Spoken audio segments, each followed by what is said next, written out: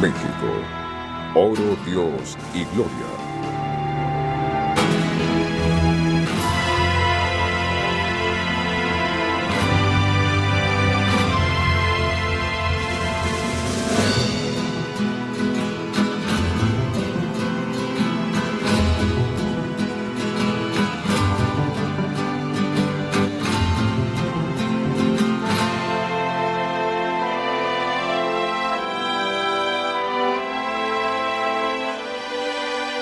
Hace decenas de miles de años, varios grupos de nómadas cazadores cruzaron un puente geológico entre Siberia y Alaska, formado sobre el estrecho de Bering.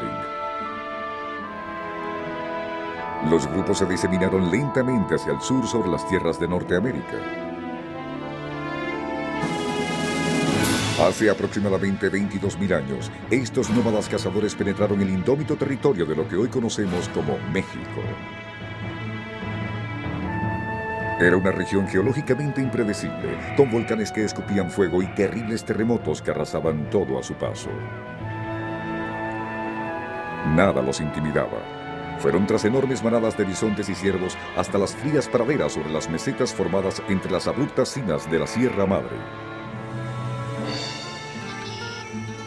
Cerca de la actual Ciudad de México, hallaron un clima templado en una región de 5 lagos poco profundos interconectados entre sí. Para el año 1500 a.C., los cazadores sembraban en la rica tierra volcánica del valle y producían cultivos que aún forman la base de la dieta de los mexicanos: maíz, frijoles y ajíes o chiles. El Valle de México fue la cuna de la civilización mexicana, gracias a la abundancia de agua. El lago fue aprovechado para la agricultura. Gracias al clima y la abundancia de agua, pudieron producir hasta 2 y 3 cosechas anuales, y eso les permitió sostener una inmensa población urbana. Eso sentó las bases para el surgimiento de la civilización mexicana original. Para el año 200 a.C., justo cuando Roma comenzaba sus tiempos más gloriosos, comenzaban también los del gran imperio del México antiguo en la increíble ciudad de Teotihuacán.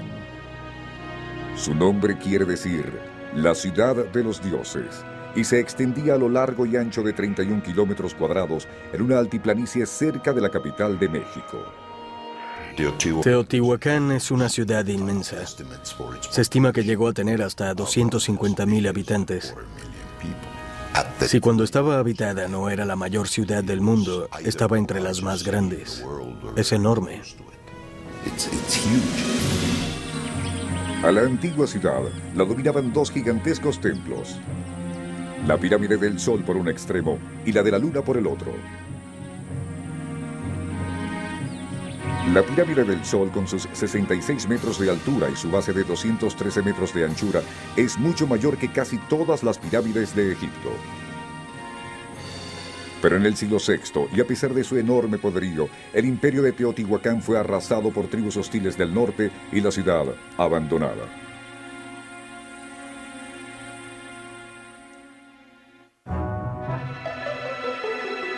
Muy lejos, hacia el sur, en la península de Yucatán, prosperaba otra civilización. Eran los mayas, quienes dominaron la mayor parte de América Central y construyeron impresionantes ciudades de piedra como Chichén Itzá y Palenque. Su escritura jeroglífica nos describe sus ciudades-estado gobernadas por reyes sacerdotes y sus batallas.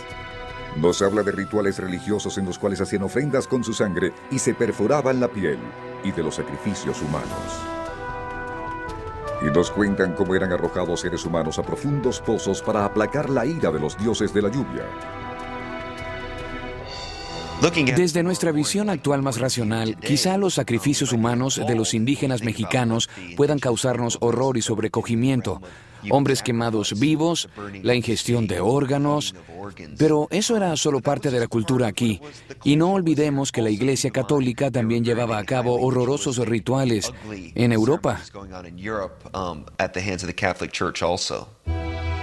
En muchos aspectos, los mayas estaban más adelantados que sus contemporáneos en Europa. Los matemáticos mayas comprendieron el concepto del cero siglos antes que los sabios europeos. Irónicamente, sus grandes científicos nunca descubrieron la rueda ni desarrollaron la metalurgia. A pesar de todos sus avances, solo lograron crear armas y herramientas típicas de la Edad de Piedra. La característica principal del desarrollo de la cultura prehispánica en América es que se dio origen en un lugar donde no había animales grandes. En América no los había. Por lo tanto, no se desarrolla la rueda, porque no había bestias para tirar de los carros. Y por la misma razón, tampoco se desarrolló el arado. A cientos de kilómetros hacia el norte de la civilización maya estaba Tula, capital de una cultura de fieros guerreros, los toltecas. Tezcatlipoca, el dios de los toltecas, exigía sacrificios de corazones humanos. Era una de las deidades más crueles en todo México. Los toltecas, que es el nombre que tenía la gente de Tula, tenían la reputación de ser, si se quiere, algo sagrado. En México, si eras tolteca, eras un gran hombre, eras un sabio o un santo. Pero para el año 1200 después de Cristo, los poderosos toltecas serían suplantados por una tribu que edificaría el más grandioso imperio de la antigüedad mexicana.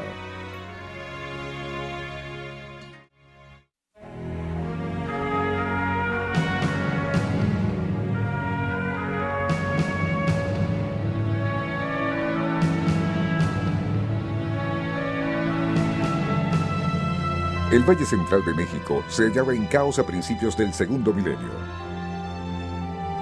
Tras el colapso del Imperio Tolteca, miles de tribus lucharon fieramente por el poder. Entre ellos estaba la pequeña y relativamente recién llegada tribu de los aztecas, la cual había emigrado hasta el valle desde el norte aproximadamente en el año 1250 después de Cristo.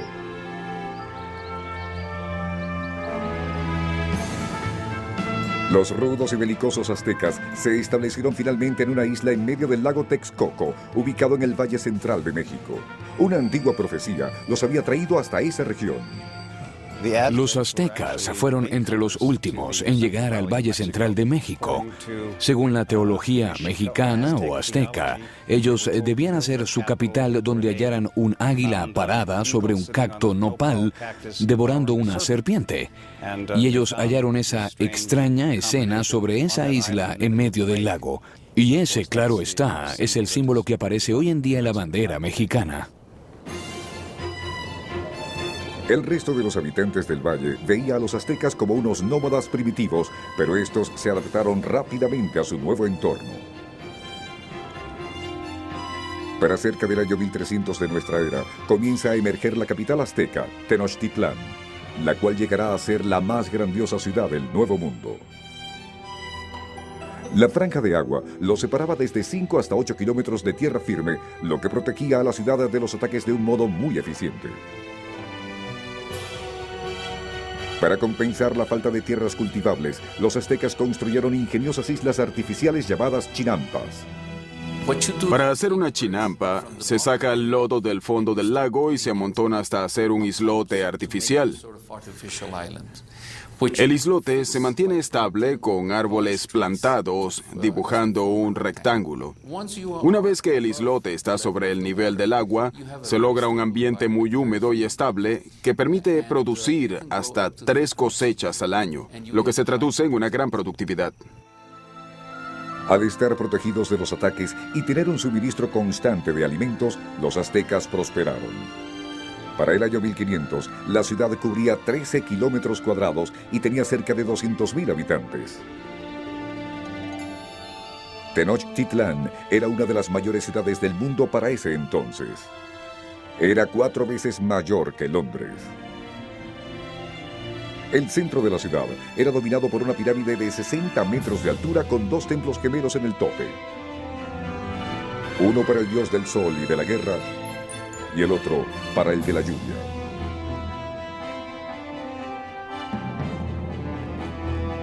A los alrededores de la plaza del templo se hallaban los aposentos del emperador, de la nobleza y los sacerdotes. Vivían en amplios palacios de varios niveles y de hasta 50 habitaciones ornamentados con estuco de alegres colores.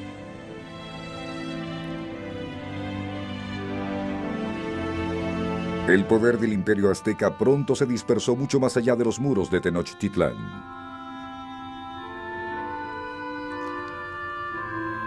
Las fieras legiones mexicanas, nombre que los aztecas se daban a sí mismos, conquistaron casi todo el centro y sur de México.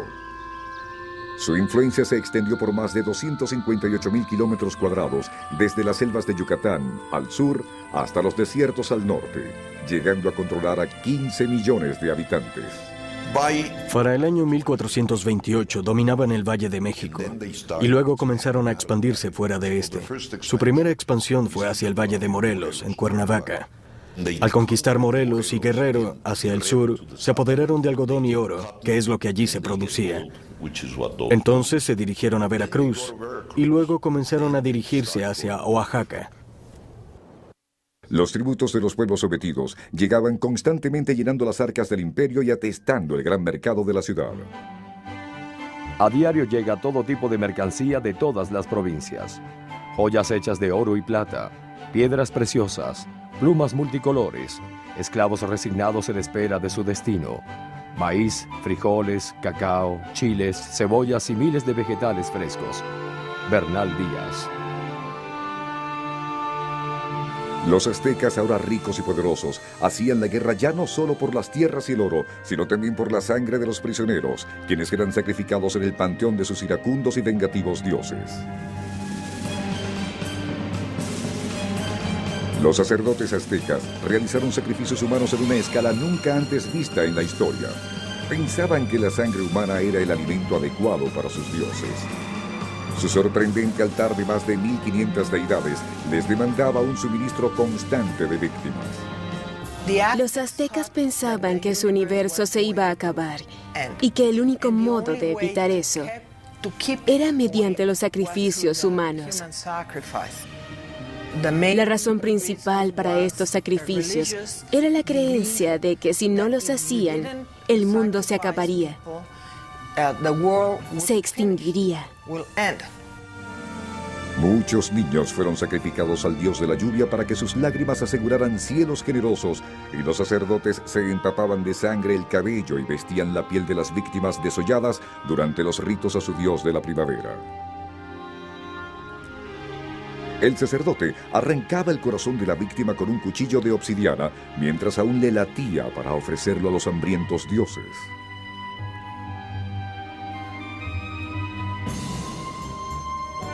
Miles de inocentes eran conducidos a una muerte sangrienta a los pies del gran templo de Tenochtitlán durante los grandes festivales. Se asegura que en 1492, en solo 4 días, unos 20,000 corazones fueron arrancados, pero hoy algunos eruditos sostienen que esto es una exageración.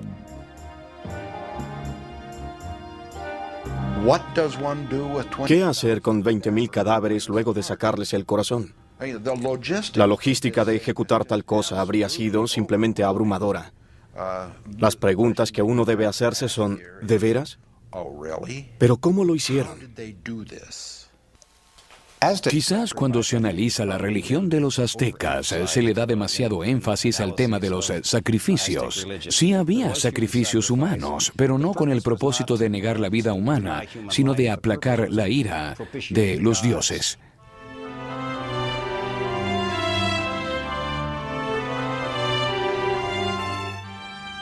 En el corazón del mundo azteca se hallaba su rey, Moctezuma. Era venerado como un dios. Tenía 3,000 sirvientes y más de 1,000 mujeres entre esposas y concubinas. Quien le diera el rostro, lo tocara o le diera la espalda era castigado con la muerte. Cada aspecto de la vida de Moctezuma era atendido con la máxima ceremoniosidad. Al comienzo de sus comidas, le colocaban enfrente una tabla ricamente decorada con oro para que nadie pudiese verlo mientras se alimentaba. Bernal Díaz. Como jefe de la familia real azteca, Moctezuma tenía poderes absolutos, pero también sufría. Creía con temor en una antigua profecía que hablaba del regreso de un dios blanco llamado Quetzalcóatl, que los había visitado hacía muchos siglos. Antes de partir, prometió que algún día regresaría. Y ocurre algo muy curioso. Este dios tenía el aspecto de un hombre con barbas y de buena contextura, cosa que tendría bastante relevancia durante la conquista de México. En 1519, las profecías parecían cumplirse. El rey recibió la noticia de que unos templos flotantes habían sido avistados desde la costa. Moctezuma sintió terror y ansiedad cuando le fueron descritos los tripulantes de las naves. Oh amo y rey, es cierto que estos extraños llegaron a la costa desde el gran mar. Tienen la piel clara, mucho más que la nuestra. La crónica mexicana. En las estatuas que había de Quetzalcóatl, el rostro de este dios luce una barba. La conclusión a la que llego es que también tiene la boca como una tortuga, que parece del arte típico del mesoamericano, pero podría confundirse con un morrión español. Así también pudo servir para que los aztecas asociaran a estos hombres con la representación de Quetzalcóatl.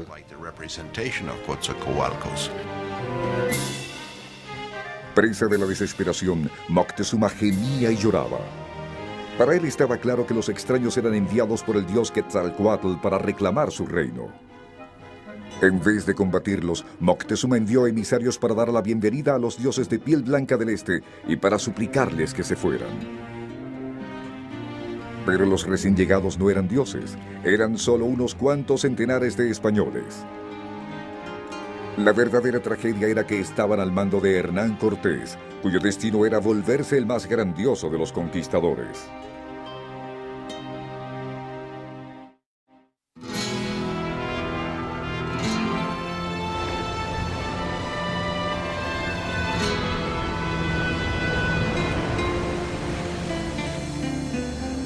El Viernes Santo del 22 de abril de 1519, el explorador español Hernán Cortés viajó a México desde Cuba y colocó una cruz y el escudo rojo y dorado de España sobre las arenas de una playa mesoamericana, fundando así una ciudad que bautizó como Villarrica de Veracruz, la ciudad de la verdadera cruz.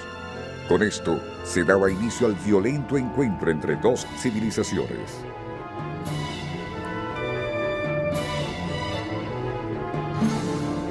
Hernán Cortés era uno de los miles de españoles que habían sido empujados por la pobreza en busca del oro y la gloria en el Nuevo Mundo. Se trataba de mercaderes, de hombres de mar, exploradores, parias de la sociedad. Esa clase de personas con la cual la gente decente habría preferido no estar asociada.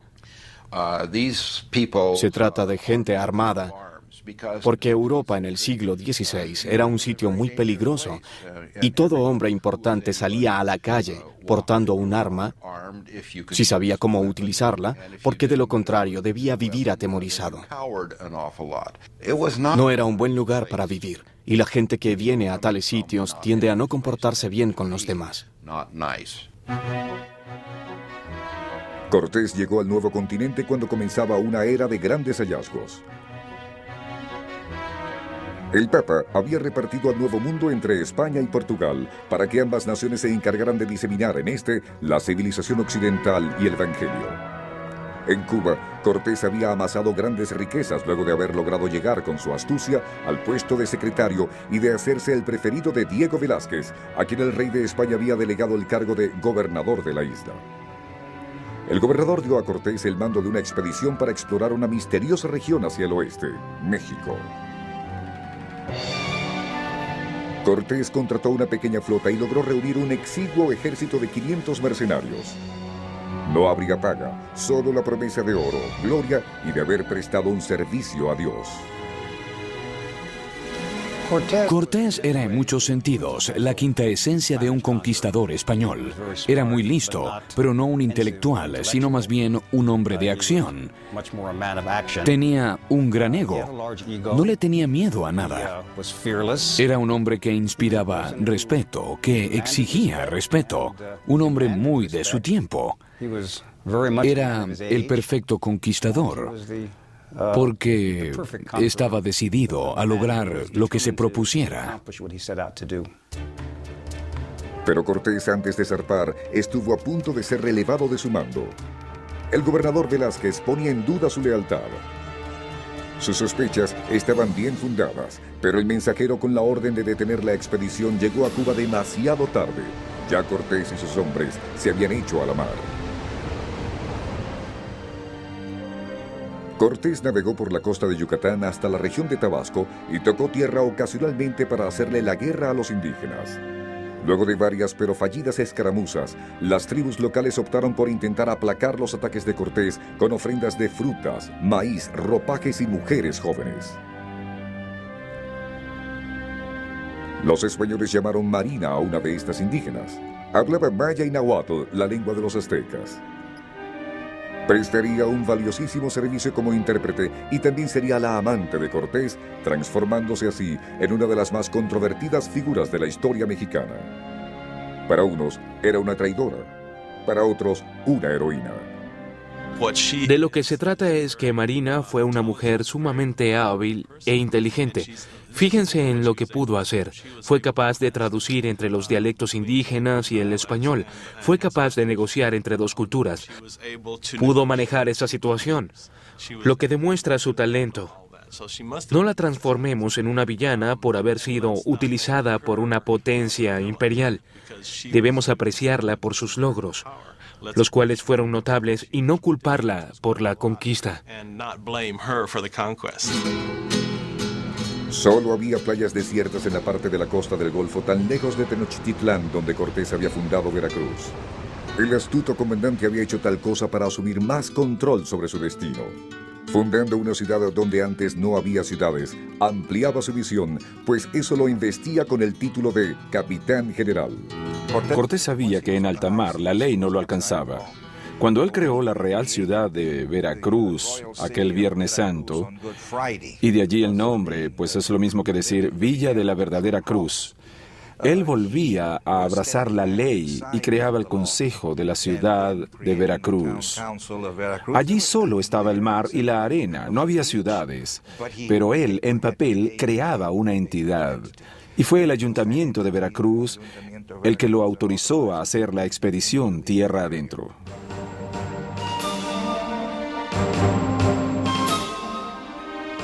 Mientras tanto, en Tenochtitlán, Moctezuma aún dudaba sobre la condición de dioses de los visitantes de piel blanca que habían llegado por el mar.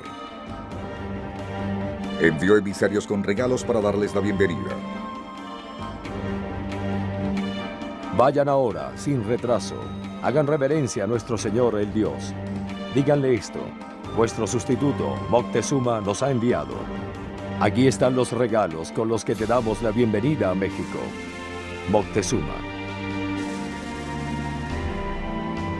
Pero la estrategia de Moctezuma solo agravó la situación.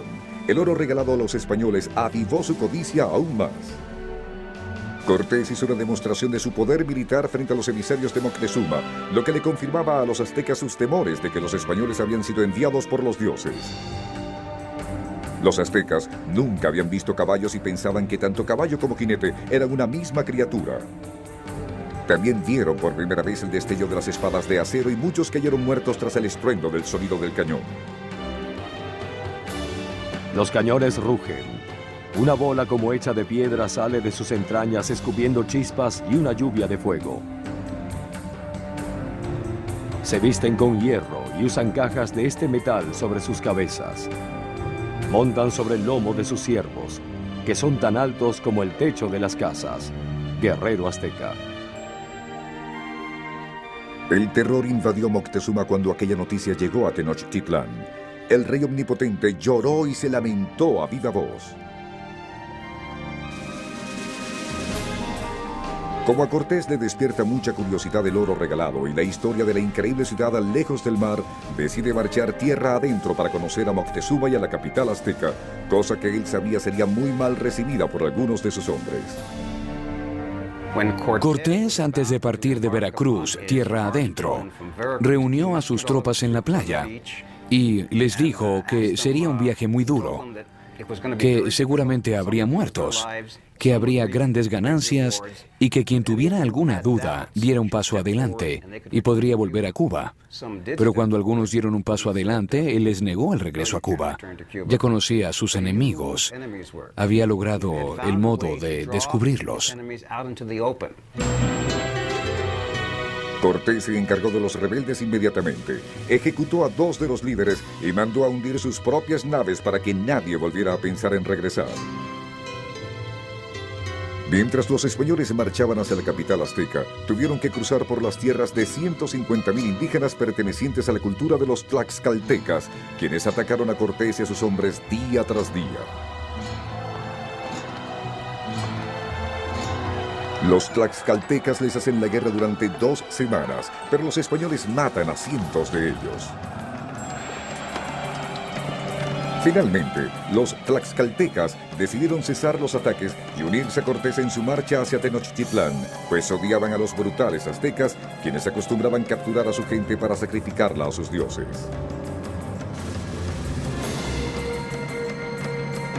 Cortés, acompañado de 5,000 guerreros tlaxcaltecas, hacía derribar los ídolos aztecas por donde pasaba y ordenaba detener los sacrificios humanos y predicar el evangelio a los indígenas. Para los españoles, Dios era un medio tan válido como el oro para alcanzar la gloria. Es fácil olvidar lo religiosos que eran los españoles y decir que era solo un subterfugio, una justificación racionalista para lo que hicieron. Yo no tengo mucha fe en ese tipo de interpretaciones. Eran sumamente religiosos, a pesar de las vidas que tomaron. Creían que obraban en nombre de Dios y estaban dispuestos, sin titubeos, a cometer atrocidades en nombre de su religión. El 8 de noviembre de 1519, a 8 meses de partir de Cuba, Cortés y sus hombres cruzaron las montañas. De pronto, se hallaron frente a un espectáculo casi imposible de creer sobre el extenso valle: las increíbles ciudades de los aztecas. Nos asombramos al contemplar tantas ciudades, templos y edificios. Todo era hecho de piedra y sobre el agua. Era una visión tan fantástica que muchos soldados creyeron estar soñando. Bernal Díaz.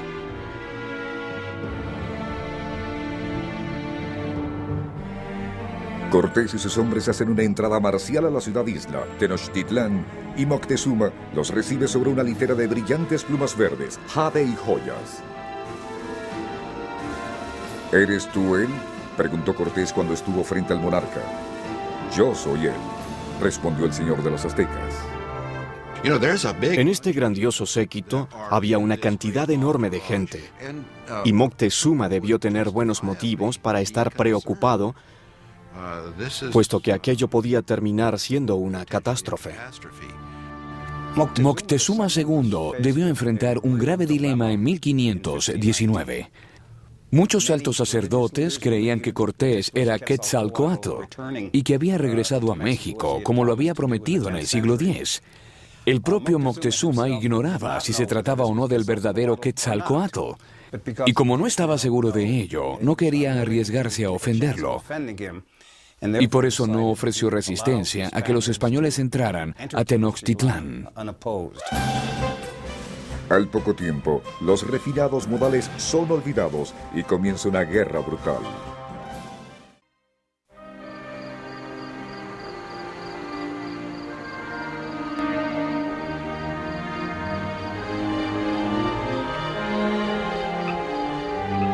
En el otoño de 1519, Moctezuma, el rey azteca, observaba con nerviosismo cómo hombres blancos muy bien armados se paseaban por su ciudad capital. Por primera vez en su historia, los aztecas tropezaban con un enemigo que los superaba en poderío. Orgullosa de sí, se yergue la ciudad de México, Tenochtitlán, donde nadie teme morir por la guerra. Esta es nuestra gloria. ¿Quién podría conquistar Tenochtitlán? ¿Quién podría sacudir los pilares del cielo? Poema azteca. A pesar de su estatus de deidad para los aztecas, Cortés decidió no arriesgarse. El capitán español tomó prácticamente de rehén al gran Moctezuma en su propia ciudad para transformarlo en el títere de sus designios. Moctezuma debió estar sumamente asustado, y eso puede deducirse fácilmente porque ofreció aliarse a Cortés de inmediato. Cortés accedió a la alianza, pero con la condición de que él reconociera que el jefe supremo era el rey de España. Y Moctezuma no sabía de quién hablaba Cortés. Nadie conocía en México al rey de España, pero aceptó porque sabía que, de lo contrario, igualmente se ganaba un gran enemigo. Moctezuma, además de colaborar con los españoles, los condujo personalmente hasta sus tesoros, revelándoles algo de un esplendor que ninguno de ellos habría podido imaginar. El imperio azteca había acumulado mucho oro durante siglos, producto de sus impuestos, y lo habían almacenado en un gran salón. Y cuando los españoles vieron todo ese oro, quedaron totalmente estupefactos. Era una gran sala repleta de oro. En la primavera de 1520, llegó a Veracruz una flota de 18 naves españolas con 800 hombres, enviada por el gobernador de Cuba con órdenes de capturar y ejecutar a Cortés, quien había sido acusado de traición. Cuando Cortés se enteró de la llegada de la flota, sabía que tenía que actuar con determinación. Dejó algunos hombres en la ciudad para vigilar a Moctezuma y recorrió los 240 kilómetros que lo separaban del enemigo que había acampado en la playa.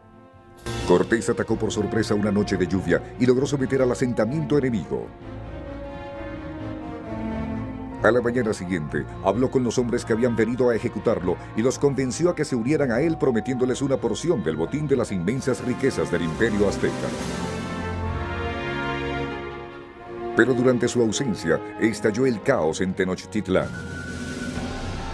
Se celebraban los festivales aztecas del dios de la guerra y los españoles tomaron las armas para evitar los sacrificios humanos que Cortés había prohibido.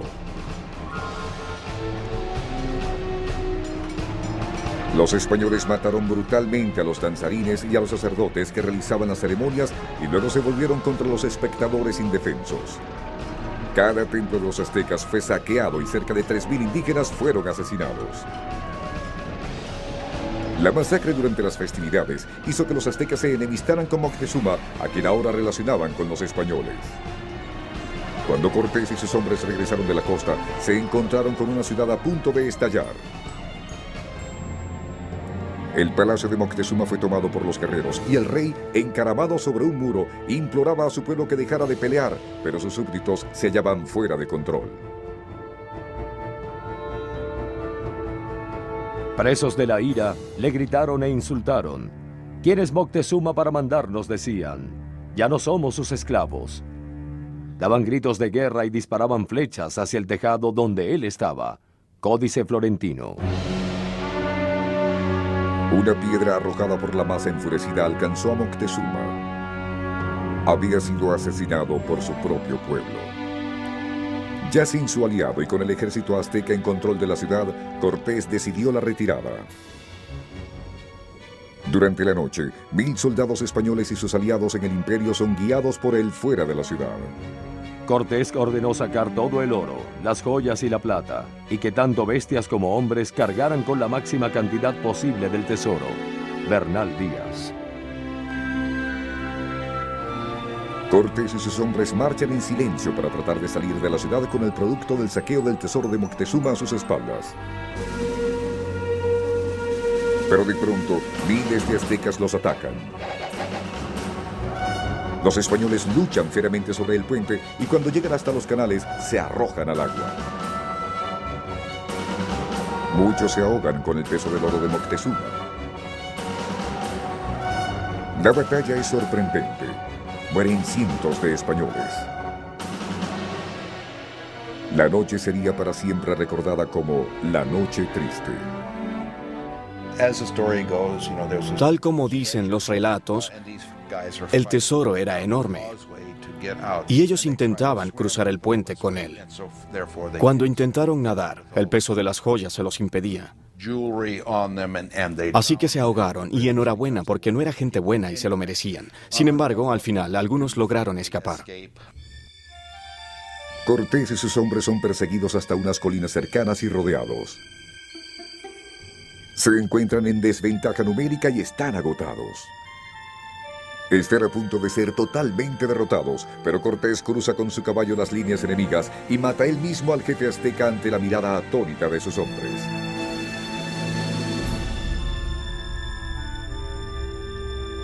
Desmoralizados por el asesinato de su jefe, el grupo de aztecas decide retirarse, lo que posibilita la huida de Cortés y de sus hombres. Los españoles regresan a Tlaxcala para sanar sus heridas. A la primavera siguiente, Cortés lanzó otro violento ataque contra Tenochtitlán.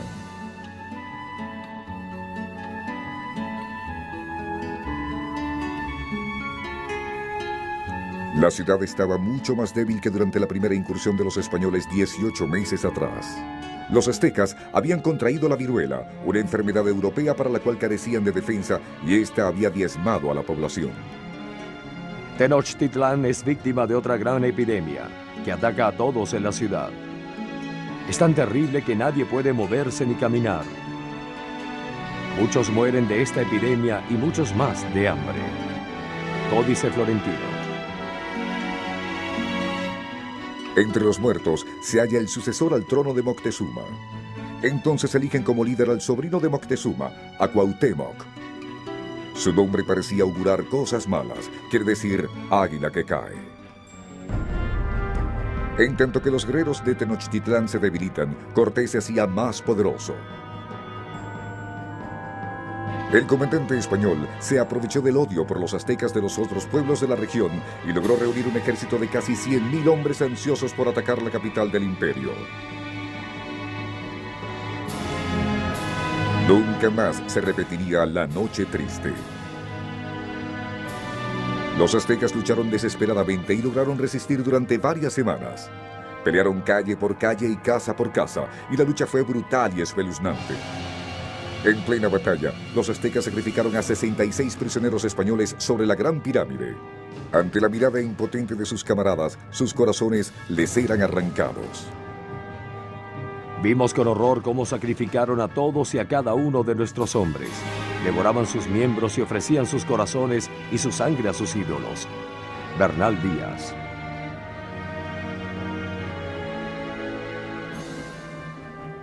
La batalla continuó y los aztecas fueron dominados por la superioridad de las tácticas y el armamento de los conquistadores. Los europeos que combatieron a los aztecas no solo tenían la ventaja militar de poseer armas, cañones y pólvora, también tenían una ventaja psicológica, pues entre ellos se contaban que un hombre sobre un caballo podía pisotear a 4, 5 o 10 guerreros aztecas a pie. Así que cuando los europeos se enfrentaron a los aztecas, estos se hallaban en una terrible desventaja. Los españoles eran demasiado poderosos, tenían una mejor tecnología y caballos. Nada podía quitarles el triunfo. La magnífica ciudad de Tenochtitlán terminó en las ruinas, destruida por los cañones y las espadas de los conquistadores. Cuauhtémoc fue capturado y llevado ante Cortés. El último rey de los aztecas fue orgulloso y desafiante hasta el final. Cuauhtémoc dijo: he cumplido con mi obligación de defender mi ciudad y mis súbditos, y ya no puedo hacer nada más. Toma el puñal que llevas en el cinturón y dame muerte de inmediato. Bernal Díaz. Cuauhtémoc, luego de permanecer 4 años en prisión, fue colgado por Cortés bajo cargos de rebelión, y con él desaparecieron también el imperio azteca y su gran capital, Tenochtitlán.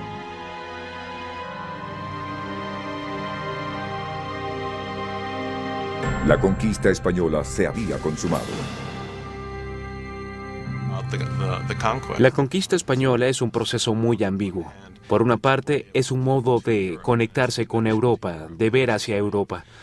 Algo que tendemos a hacer en este continente es querernos legitimar comparándonos con Europa, sobre todo con Europa occidental. Por otra parte, los vemos como los imperialistas, como los que vinieron a violar y a saquear el país, causando así la muerte de muchos indígenas mexicanos. Así que hay muchas opiniones encontradas. De las cenizas del imperio azteca emergió una nueva y muchas veces problemática civilización.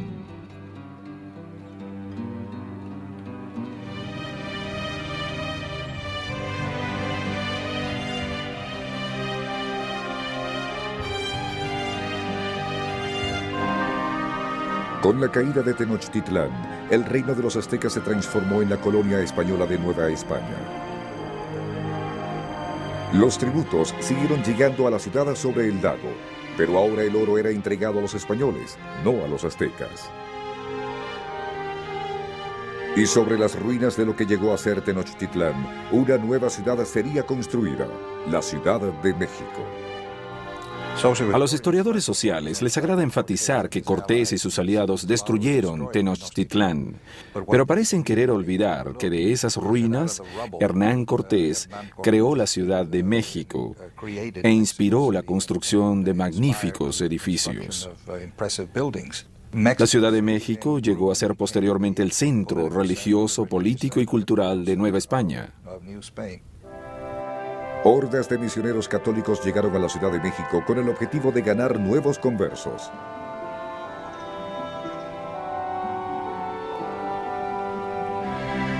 Otros llegaron en busca de fortuna y fundaron hermosas haciendas. Vivían como caballeros feudales, explotando la mano de obra de los campesinos indígenas. El mismísimo Cortés se hizo construir un hermoso castillo en Cuernavaca, a las afueras de la Ciudad de México. Cortés nunca dejó de serle leal a la corona española. De hecho, él regresó a su país a ratificar su título, pues había sido nombrado marqués del Valle de Oaxaca y había recibido la encomienda de muchos pueblos. Cuando regresó a España a confirmar tales derechos, el rey le colmó de atenciones. Cuidó de Cortés cuando enfermó, lo invitó a sentarse junto a él en la Catedral de Salamanca, pero nunca lo hizo gobernador. Y eso era lo que él quería. Lo hizo capitán general, un título muy prestigioso, pero nunca lo hizo gobernador. Cortés, en un momento sumamente dramático, cuando el rey partía de Salamanca, corrió a detener su carruaje y le dijo: «Soy el hombre que te ha dado más pueblos y muchos más reinos que te haya dejado tu padre». Cortés no era el único que en la conquista había tratado ingratamente. Una civilización de naciones amerindias había sido arrasada y destruida. Millones habían muerto por la guerra y las enfermedades. Para 1640, solo cerca de 1 millón de indígenas sobrevivían de los 20 o 30 millones de pobladores originales. La corona española ejercía la máxima autoridad sobre el territorio y pasaron siglos antes de que el pueblo mexicano pudiese recobrar su libertad.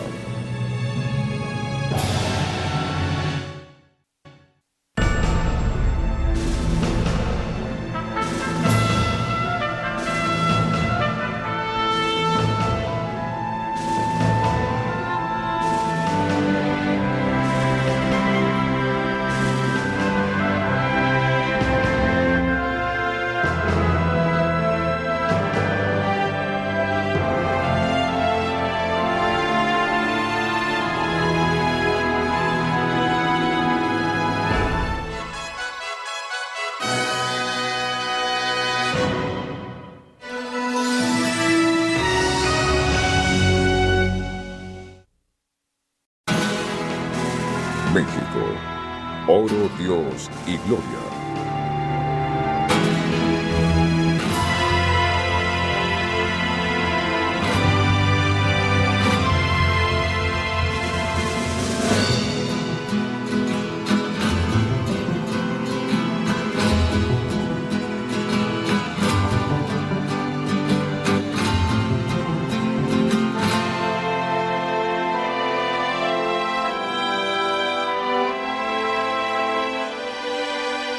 Hace decenas de miles de años, varios grupos de nómadas cazadores cruzaron un puente geológico entre Siberia y Alaska, formado sobre el estrecho de Bering. Los grupos se diseminaron lentamente hacia el sur sobre las tierras de Norteamérica. Hace aproximadamente 22.000 años, estos nómadas cazadores penetraron el indómito territorio de lo que hoy conocemos como México. Era una región geológicamente impredecible, con volcanes que escupían fuego y terribles terremotos que arrasaban todo a su paso. Nada los intimidaba. Fueron tras enormes manadas de bisontes y ciervos hasta las frías praderas sobre las mesetas formadas entre las abruptas cimas de la Sierra Madre. Cerca de la actual Ciudad de México, hallaron un clima templado en una región de 5 lagos poco profundos interconectados entre sí. Para el año 1500 a.C., los cazadores sembraban en la rica tierra volcánica a principios del segundo milenio. Tras el colapso del Imperio Tolteca, miles de tribus lucharon fieramente por el poder. Entre ellos estaba la pequeña y relativamente recién llegada tribu de los aztecas, la cual había emigrado hasta el valle desde el norte aproximadamente en el año 1250 después de Cristo.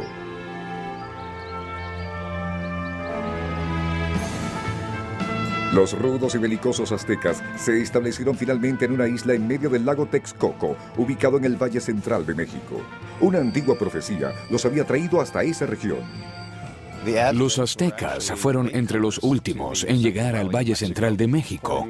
Según la teología mexicana o azteca, ellos debían hacer su capital donde hallaran un águila parada sobre un cacto nopal devorando una serpiente.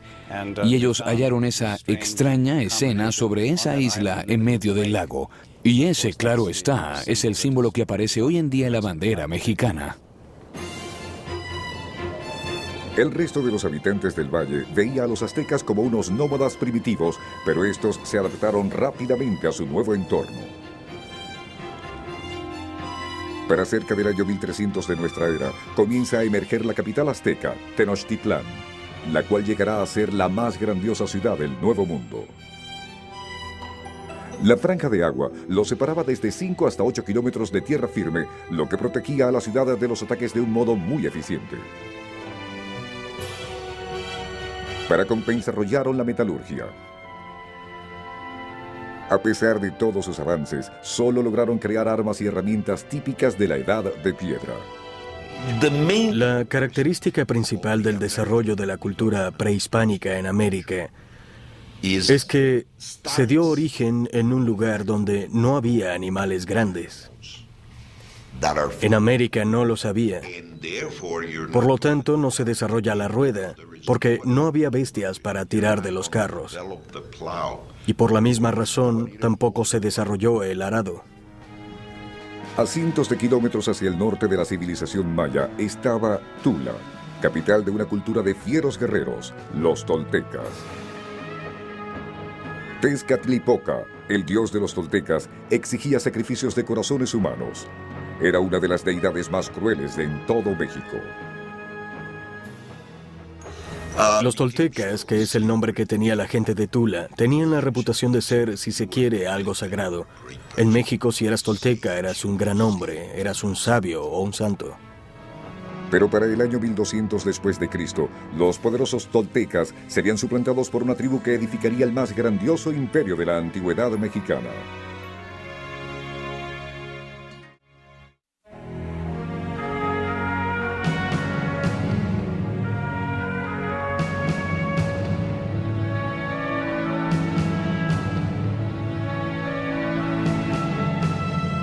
El Valle Central de México se hallaba en caos, pero en el siglo VI, y a pesar de su enorme poderío, el imperio de Teotihuacán fue arrasado por tribus hostiles del norte y la ciudad abandonada.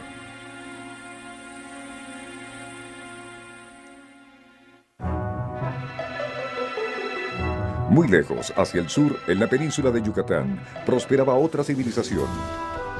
Eran los mayas, quienes dominaron la mayor parte de América Central y construyeron impresionantes ciudades de piedra como Chichén Itzá y Palenque. Su escritura jeroglífica nos describe sus ciudades-estado gobernadas por reyes sacerdotes y sus batallas. Nos habla de rituales religiosos en los cuales hacían ofrendas con su sangre y se perforaban la piel, y de los sacrificios humanos. Y nos cuentan cómo eran arrojados seres humanos a profundos pozos para aplacar la ira de los dioses de la lluvia. Desde nuestra visión actual más racional, quizá los sacrificios humanos de los indígenas mexicanos puedan causarnos horror y sobrecogimiento, hombres quemados vivos, la ingestión de órganos, pero eso era solo parte de la cultura aquí. Y no olvidemos que la Iglesia Católica también llevaba a cabo horrorosos rituales en Europa. En muchos aspectos, los mayas estaban más adelantados que sus contemporáneos en Europa. Los matemáticos mayas comprendieron el concepto del cero siglos antes que los sabios europeos. Irónicamente, sus grandes científicos nunca descubrieron la rueda ni Desga del Valle y producían cultivos que aún forman la base de la dieta de los mexicanos: maíz, frijoles y ajíes o chiles. El Valle de México fue la cuna de la civilización mexicana gracias a la abundancia de agua. El lago fue aprovechado para la agricultura. Gracias al clima y la abundancia de agua, pudieron producir hasta 2 y 3 cosechas anuales, y eso les permitió sostener una inmensa población urbana. Eso sentó las bases para el surgimiento de la civilización mexicana original.